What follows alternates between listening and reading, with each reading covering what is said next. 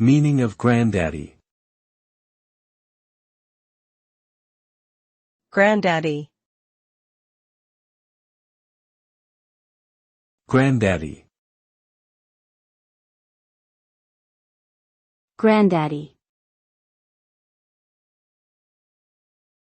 Granddaddy. The term granddaddy can have different meanings depending on the context. In informal conversations, it is often used to refer to an older man, especially someone who was respected or admired.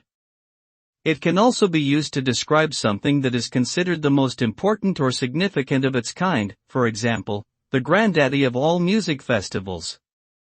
The term likely originated from the combination of grand and daddy, indicating a figure of high esteem or importance. Overall, granddaddy carries connotations of age, wisdom, and importance.